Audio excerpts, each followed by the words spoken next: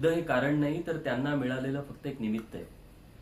अनेक कारण आहेत, त्यातलं एक आहे डॉलरची चणचण. भारतासारख्या देशांना डॉलर्सवर मोठ्या प्रमाणात अवलंबून राहावं लागतं, कारण भारत इंधनासाठी आयातीवर अवलंबून असणारा जगातील सर्वात मोठा देश आहे आणि इंधन खरेदी डॉलर्समध्येच होते.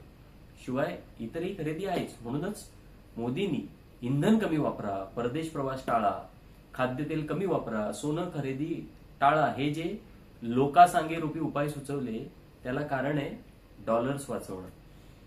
आता भारतात डॉलर्स कुठून मिळतात? तर भारतीय कंपन्या करत असलेली वस्तू आणि सेवांची निर्यात, परदेशी कंपन्या भारतात व्यवसायात करत असलेली गुंतवणूक, भारतीय स्टॉक व गुंतवणूक बाजारात होत असलेली परदेशी गुंतवणूक, भारतात येणारे पर्यटक आणि परदेशी स्थायिक किंवा परदेशात जाऊन काम करत असलेल्या भारतीयांकडून येणारा रेमिटन्स आणि त्यांच्या गुंतवणुका. भारताचा ट्रेड डेफिसिट जास्त आहे, म्हणजे आयातीपेक्षा निर्यात कमी, म्हणजे डॉलर्स येतात त्यापेक्षा जास्त बाहेर जात आहेत.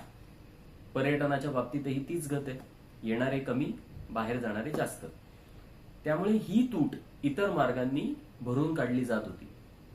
पण परदेशी व्यवसायांना भारतामध्ये गुंतवणूक सध्या आकर्षक वाटत नाहीये आणि भारतातून बाहेर गेलेला काळा पैसा टॅक्स हेवन देशांमधून भारतात पुन्हा येण्याचे प्रमाण त्या परदेशी गुंतवणुकीत लक्षणीय आहे. तो एक स्वतंत्र विषय.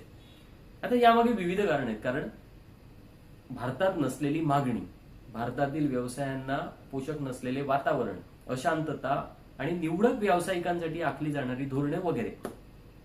मार्केटमध्ये गुंतवणूक होत नाही याला कारण एआय हे क्षेत्र जे जगात तेजीमध्ये आहे, ते भारतात त्या क्षेत्रामध्ये असलेली अनास्था आणि त्याहून महत्वाचं म्हणजे रुपयाची पडझड. जेणेकरून नफा कमवून बाहेर नेताना प्रत्यक्षात हातात काहीच न पडण्याची भीती असल्यामुळे परदेशी गुंतवणूक कमी झाली आहे. त्यात आखातातील युद्ध आणि एकंदर अमेरिकेतील भारताविरोधातले केले जाणारे कायदे आणि वातावरण बघता त्याचा परिणाम रेमिटन्सवर सुद्धा होईल अशी भीती आहे. त्यात भर पडते भारतातील अल्पसंख्याक समुदायाला दिली जाणारी वागणूक. याचे पडसाद ख्रिश्चन आणि मुस्लिम बहुसंख्य असलेल्या देशातून येतीलच.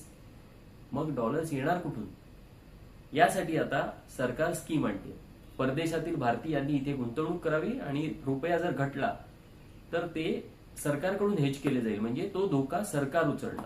आता धोका सरकार उचलणार याचा अर्थ काय?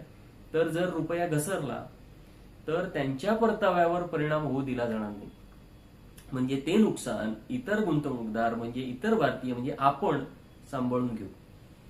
आणि या व्यतिरिक्त अजून एक फार मोठा धोका आहे.